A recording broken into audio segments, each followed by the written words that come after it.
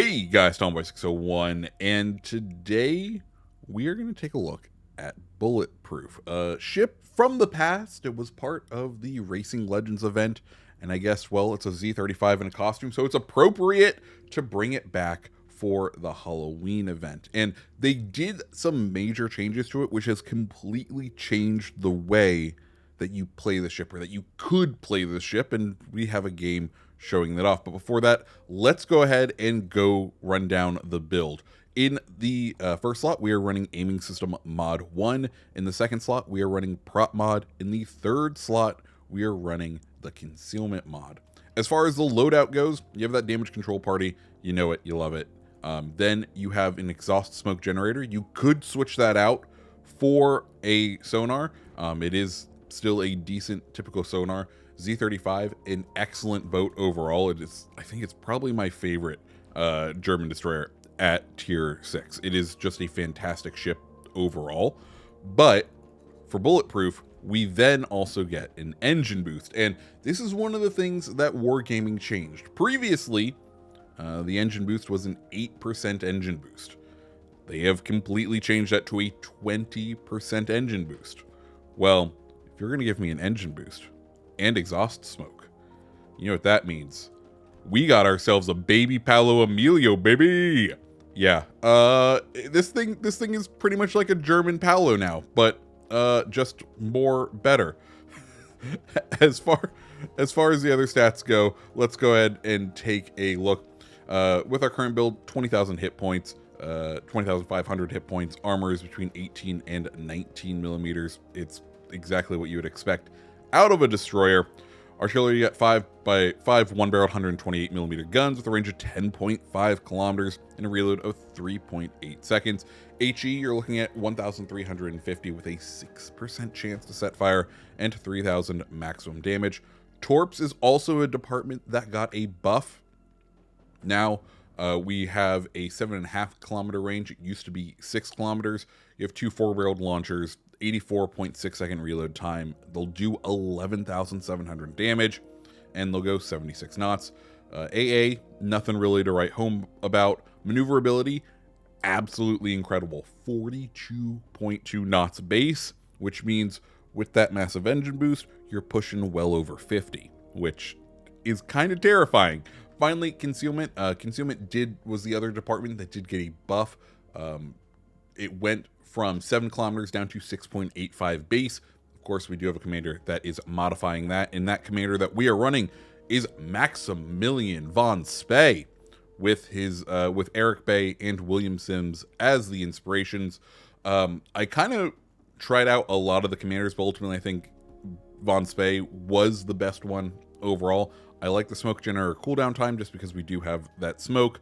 Then we are running Contact is Imminent. Look at me now. Back in stock. On Sunset. And then finally Unstoppable. I was playing around with both Torpedo Safari and Subsurface Venture. Subsurface Venture, I think, because the ship is already a strong hybrid style, like the Z35 is a strong hybrid style destroyer. I don't think it is worth it to go over and to try to basically lessen out its guns. It hurts it in the long run. Anyways, let's go ahead and dive on into the game. So here we are on the good old fault lines, and there are a couple of things I want you guys to know about this match. First off, it is a carrier game, and I want you to see what both our team and the red team has done or will be doing as a result of this being a carrier game. Of course, we are on the weak side, which isn't truly the most desirable side to be on. And we can see a smoke screen over there, which tells us at least one of the destroyers is on our side, and it ends up being a Benson. So we're going to go ahead, drop torpedoes within his kind of slow down area of the smoke screen. And then we're going to continue moving forward in case he decides to drop torpedoes where we were. He's sort of committed himself to that smoke screen at this point. And we know we can kind of outspot him or equally spot him. So if he decides to pop out, at least in the forward area, we should be able to spot him. If not, there are some torpedoes on their way. And, well, we will absolutely take that. So one destroyer down, and if you notice on the mini-map, there is a red battleship fleeing this side of the map, which means this early into the game, we have won this side. We have cleared out everything over here, and we can sort of now move in and start pestering the enemy from this flank. And this is something I think players need to kind of understand when they spawn on the weak side of a map because of a carrier. If you don't choose to kind of stand and fight, yes, you are probably going to die. Maybe you can hold out, but your job needs to be to hold out, because now that one destroyer who was, trying to do his best, he's just eliminated. He didn't do anything for his team, and now that battleship is not going to really be able to contribute, as we are now 3-4 minutes into the game, and I doubt he's been able to fire his weapon once, right? If he had backed up our battleship, then there would be, or backed up his destroyer, he could have gotten some rounds off. Anyways, we go ahead and hit the speed boost, which you'll see just the impressive speed that Bulletproof now has, thanks to that 20% increase in engine boost capacity, which is absolutely insane. At this point, I'm kind of watching the minimap, or I was watching the minimap for that destroyer duel, where they just took each other out in B. I was hoping sort of that our teammate, or our guy, would win. I was prepared to cut back if he lost and tried to engage that destroyer if he had lost. But at this point, instead of kind of chasing these battleships over here, we're going to go ahead and make the call and sort of head back into B. That's just the better play at this moment, because, well, our team and their team is duking it out over C. We've secured A, and there's no enemies on this side of A. So we want to get that points advantage rolling, and we are currently down on ships. So we are going to need every little bit of help that we can get. So, if their team wants to sort of push mid in order to get some better crossfires, we're going to want to be in the middle to greet them with our torpedoes and also just be able to get some points on the board. Exeter pushes out here in excellent British heavy cruiser, one of the most maneuverable and one that is absolutely fun. We're going to switch over the AP before flipping over, just because he is so broadside. German AP on the destroyers is pretty good. You can see we get a good chunk of damage there as he starts to turn out. We get a second good chunk, and now that he's angled, it's starting to be questionable, so we're probably going to flip over to the HE. There we go. Torpedoes are out, which hopefully we can get. I think we get a hit with one of them. Yep, there we go. A nice, massive hit of 10,000. Bring him down to not much. We end up getting the assist, but hey, that's one of their cruisers dealt with, one of the bigger threats for us, and now that clears us to go ahead and take B.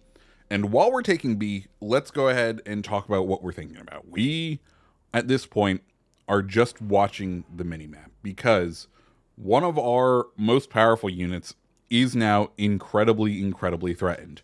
There is now only one ship standing between is it a battleship over there and a destroyer and our aircraft carrier. And if that destroyer ends up pushing out of that channel, is not going to be great news for us. So at this point, as much fun as it would be to go push right, to push out starboard side and start trying to torpedo those battleships who are still, frankly, running away from us and would be a difficult target to hit, the more important thing, the job that we need to do is to go and try to intercept that destroyer. And as he goes unspotted, you saw we checked the list of names there. The reason we were doing that is I didn't know what we were going to deal with. We saw that it was a Moss, so I'm like, okay, it might be difficult. We have to remember, don't use our smoke because he could have his sonar. Like, this could be a difficult engagement for us, but at this point, if we want to salvage this game, because, we are ahead on points thanks to our cap advantage. we're still behind on ships. So we need to hit that engine boost, get back and try to intercept that destroyer, because let's be clear, he is definitely looking for our battleship. And Maya comes across over here. The Maya, I've never really understood if people liked this ship. It has never really stood out to me, but we're going to go ahead and take the couple of free shots that we can, because by the time any of the rounds that it or that battleship could send, we're behind this island, we're able to drop spot, and we're still spotted, and Moss actually pops up. Thankfully, he has no health, so one salvo to him, and well, that is their destroyer threat met, and now we can have some fun. It doesn't look like they're interested in pushing into the middle, so there's only really one cap that we can go after, and you know, that's exactly what we're going to do here. We have our torpedoes lined up, or we have our torpedoes loaded, and we do have the Tennessee here. We do still have our engine boost, and I'm like, okay, do we want to mini Paolo this? Because that is the one fun thing they've definitely done with this destroyer that has made it unique, that has made it a bit more fun, that has made it worthy. Previously, Bulletproof, I thought, was a complete waste of time and money. It did not make sense to play or to buy. But with this, like with it being like a baby Paolo, there's at least a fun gameplay mechanic that we can go after. So I'm like, okay, do we risk it? And at this point, the YOLO rush is a risky thing to do, and I don't want to lose as much health to the Tennessee. So we're just going to go ahead and do standard torpedoes. One just forward of the icon and one right where the Tennessee currently is. The reason we're doing that is we can see he's starting to accelerate. Battleship's going to accelerate relatively slowly. So we want to try and get those torpedoes about where we think he's going to be. We have a great spread there. He's just starting to accelerate, which means I think, yeah, we are just going to end up hitting him with one of our torpedoes. But hey, that brings him down. And the cruiser that was pushing mid, the Maya, is now down as well. Which means, hey, guess what? We are now officially winning this game. We're up to 3 kills. And if we check the one of the battleships, I still don't know if it was the Sinop or the Bayern that was spawned on our side, is now finally pushing in to sea. And at this point, I'm like, well, I think our team has it. I think we can do it. I think we can go for the YOLO rush. And we can see one has committed into the channel, while one is kind of backing out. I'm like, okay, now is the time. Now is the time to test out the YOLO abilities of Bulletproof. So we have a Bayern at half health here, and we are just going to go full speed ahead. Of course, we do have a fantastic base speed, right? 40 knot base speed is a fantastic place to be. That is where you want to be as far as like a fast destroyer goes, even without our without our torpedoes. We can see we at spot, we're gonna go ahead and pop our engine exhaust smoke. We're gonna end up disappearing. That's fine. We're gonna prep our torpedoes. And here's where you're gonna see sort of the one flaw of the Bulletproof as a Paolo replacement. While we've had decent torpedo hits overall, you can see Bayern pops up there. We drop one set of torps. I'm like, okay, is one set of torps enough? Is it there? No. Not enough for a half health Bayern. So you do need to use your full rack, your full racks when doing a YOLO rush with this. And hello there, Mr. Ranger. We'll deal with you shortly as we start to capture this last point. Got to get all of that experience because, well, if you look, we're at 4 kills. We're officially on the Kraken hunt, baby. I mean, that's exactly what I want to do. And Ranger is flat broadside. You can see it's loading the AP. We're like, ooh, it's going to be worth it. It's worth it, especially because he's broadside. We know aim right below those smokestacks. If we can hit below those smokestacks, we are going to do some pretty substantive damage, being able to get the relatively easy citadel of the Ranger. And we're just going to go ahead and kind of make sure we are taking this cap. Kind of keeping an eye on Sinop. I think Sinop has too much to worry about. So our only real big threat is going to be the Ranger here. We're going to go ahead and tap on the gas, try to get out of the way of these torpedoes. You can see we are just able to miss them as we take the final cap. And now it is time to run down this Ranger because he's well out of our torpedo range as we pick up the high cal right there. And thankfully, you'll see we're starting to get pens once again, or we're starting to get citadels with the AP. I think he's going to end up turning out, and it turns out that the HE on the Bulletproof does have enough pen to get citadels, which is fantastic. I think that just ends up being, if you don't remember, historically, Ranger was originally like an oiler. Like it was originally a supply ship that they built a deck on top of.